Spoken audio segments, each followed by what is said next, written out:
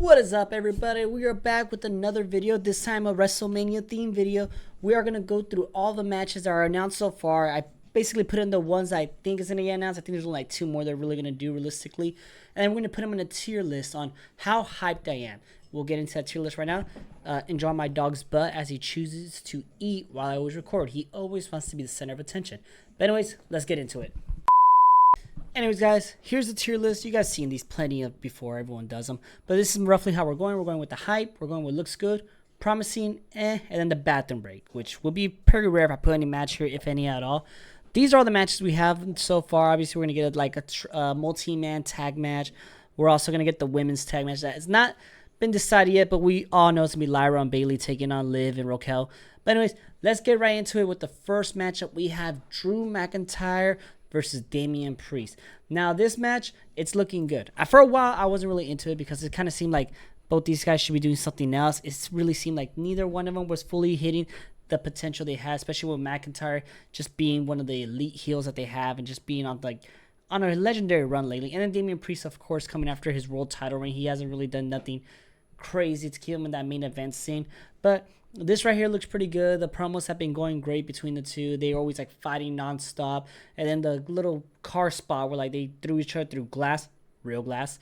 And apparently glass got stuck in McIntyre's eye. So apparently real glass is not safe. So we are going to cry you a river, Jungle Boy.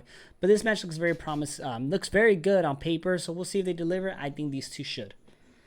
Now next up, it looks like we're going to get some type of tag team title match for the SmackDown titles.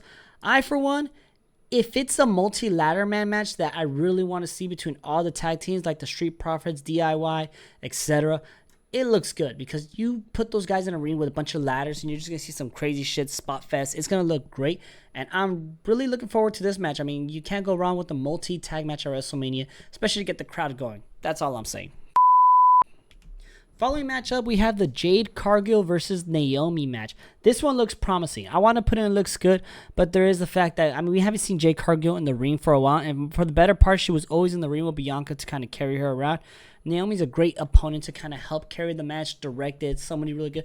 Plus, they have been really good in the whole soap opera thing when Naomi and Bianca were having like the little back and forth thing on SmackDown, and just Naomi's heel run looks really good. I say keep her as a heel forever. She's doing her best work right now, and I think this would be a great match for Jade Cargill to show what she's learned and to see two women just go out of WrestleMania at a stage that both deserve to be performing at.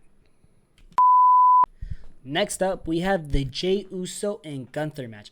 I'm a big Jey Uso fan, but the build-up for this match for a while was putting me off, where I'm like, oh, this might be an match, especially considering how last year's WrestleMania match with Jey Uso between him and Jimmy was just a super kick fest. Couldn't get going. Just for some reason, it wasn't clicking.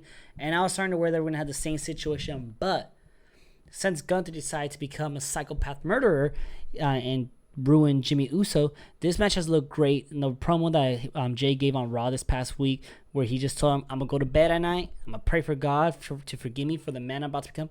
It's just one of the best promos that's been going on for this WrestleMania build. And it finally looks like we're going to get like that proper, like, you know, good guy versus bad guy storyline, where I'm very excited for this match. So I'm a big Jey Uso fan, so I'm actually hyped for this match.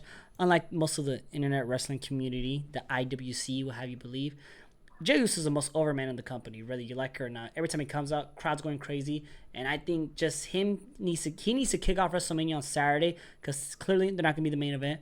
But kicking off the show on Saturday, setting the motion for the whole PLE throughout Saturday and Sunday would be great, especially having him win the title and just having a big celebration. It'd be the perfect way to kick off the WrestleMania weekend, in my opinion. And now we have the LA Knight and Jacob Fatu match. And I'm sorry, this is kind of like an match to me.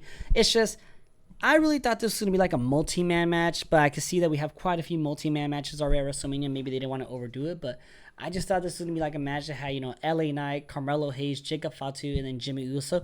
Clearly, Jimmy Uso will not be at WrestleMania for obvious reasons, but it's just LA Knight and Jacob Fatu. I don't know if I could get really into the match. I love Jacob Fatu, and LA Knight was over to an extent with me, but it's just lately it's like this whole booking for the U.S. title, and his last U.S. title round wasn't great. So, I mean, I hope it's a great match, but I wouldn't be surprised if it's one of those matches where you're like, yeah, it happened. That's it.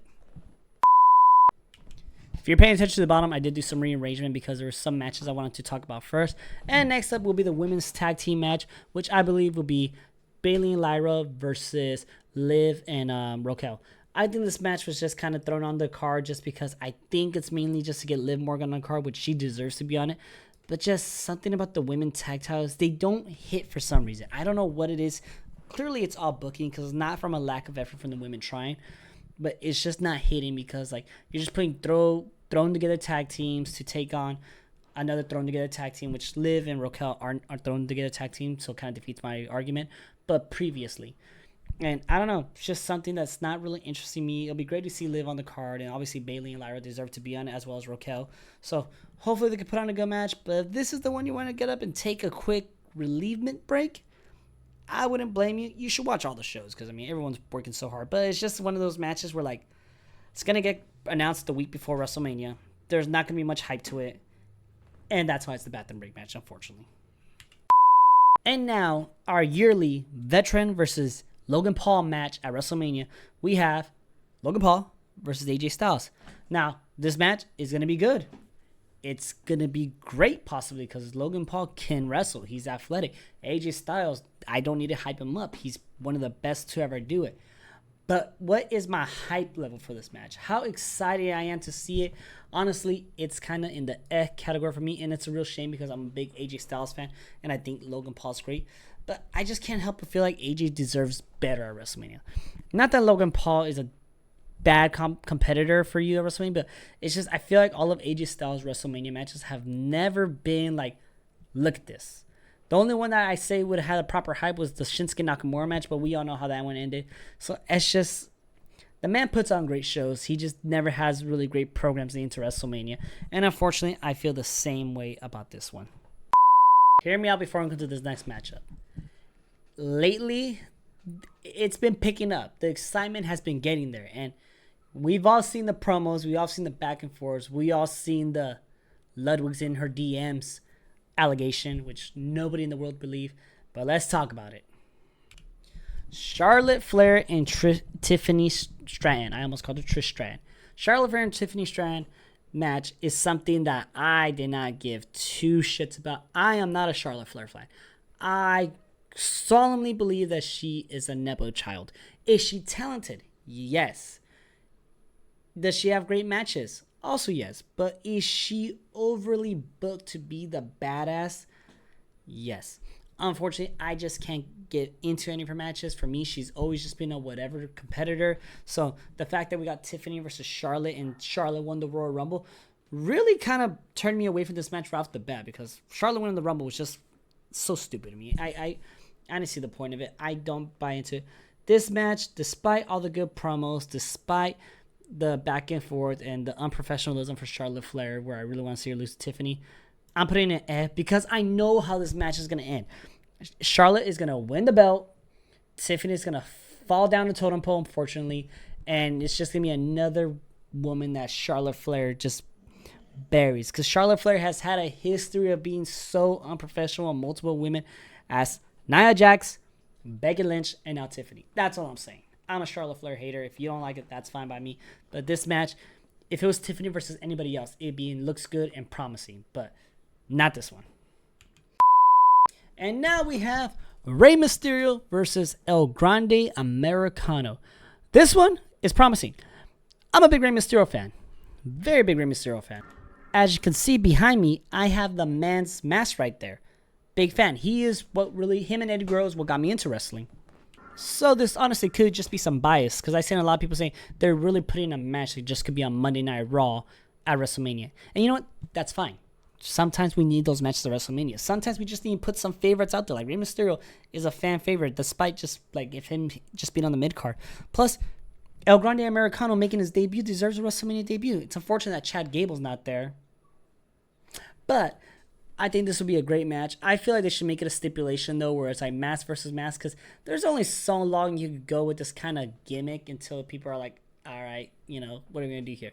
So I say mask versus mask. Rey wins, and we get the unmasked to see who Grande Americano really is. And now for the Fatal 4-Way Intercontinental title match. I am hyped. Reason why I'm hyped is because I'm a big Dominic Mysterio fan. I am probably a super big Finn Balor fan, where I'm one of those Finn Balor fans that just believes that he can still get that push. I am also a very big Penta fan. Braun Breaker's whatever to me. I'm being honest. But 3 of my favorites literally are in a match where I don't care which one of those 3 win. I would love for Penta to win because it just looks like, look how you book a good, talented wrestler. He comes to your company, put the title on him, make him a star. Finn Balor, someone who desperately needs some wins and to be credible again, because if he's supposed to be kind of the leader of the Judgment Day, which is more looking like it's Liv or Dom right now, you want him to have that title. So that's another reason why he should win. And plus, Finn Balor just deserves a fucking title. Dominic Mysterio, you put that title on Dominic, you're going to be printing money because people are going to pay to see him lose. And then when he keeps winning, whoever ends up taking him out will just be that star. Plus, and hear me out, Dominic's getting to the point where like he is so hated. Like he said in an interview, you get to the point where you're so hated, people start to love you. And I think we're slowly getting to that moment where we could eventually turn Dominic face and go from there. But I would say give us one good heel championship run with that title. And then if Braun Breaker wins, I mean, he is undoubtedly WWE's next big star. But I also think it's a good time for him to drop this belt. So after Mania, you could put him in the main event scene and no one will bat an eye. And now for the women's triple threat match at WrestleMania. I am hyped, but there's a few things I want to say about this match. This is one of the prime examples of WWE trying to overcomplicate their booking. They did it with the Gunther and Jey Uso match. They did it with this one. I'm sure as hell they probably did it with a few more matches that we're going to get into. But you have the Elimination Chamber. Winner goes to Mania. And then the following Monday, you have Io versus Rhea. By the way, I'm a big Io fan. I'm happy she won the belt. But no one thought Io was going to win. And then she wins the belt. Perfect. But now you're in that situation where you need to kind of make this a triple threat match, which you could have just said, hey, Rhea wants her rematch clause. And you could have kind of gotten the same build that you were, where like they were overlooking Io because Bianca and Rhea were just kind of having their little thing. And then Io could say, give me them both. But no, you have a convoluted contract signing where Rhea steals a contract and signs her name out. That's not how contracts work, and I'm glad they addressed that. But again, that's the first overcomplication. And then you have a match between Io and Rhea where Bianca's a special guest referee, and she did a hell of a job. But then somehow the match ends in a WDQ, which we all knew was going to happen. And then Rhea gets mad at Bianca, even though Rhea hit Bianca and then Io hit Bianca. So it makes sense it was DQ. And then you finally just get to the point where like, okay, let's make it a triple threat. Why not save some time, make it a triple threat, and then do some building from there? But I digress. It is what it is. And now for our night 1 main event, the triple threat match between CM Punk, Seth Rollins, and Roman Reigns. I'll build aside. No, I don't need to see a single promo or anything. You got 3 of the biggest stars in the company. That's already a main event as it is. Obviously, you have to have some story behind it, and the story's been great so far. 3 guys who legitimately hate each other. CM Punk. Roman Reigns eliminates Seth Rollins from the Rumble. Cool. CM Punk eliminates Roman Reigns from the Rumble. Okay, makes sense. And then you have Seth Rollins double curb stomp Roman Reigns into the ground. Okay, cool. We're getting there. Perfect build so far. And then the steel cage match between Rollins and Punk. Cool. You have Roman interfere, and that gives us a solid good reason. But then it's brought up that favor from months ago that we kind of forgot about.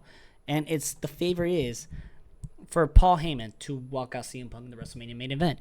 Which, you know, all things aside, what could have been, it's decent because a lot of people wanted like, oh, the winner of this match goes into the WWE Championship match on night 2. Doesn't make sense. So perfectly fine story. It kind of gives us that kind of feeling like who's gonna win, who's Paul Heyman gonna align to, and you have 3 of the biggest stars of all time. So I think it's perfect as the night 1 main event.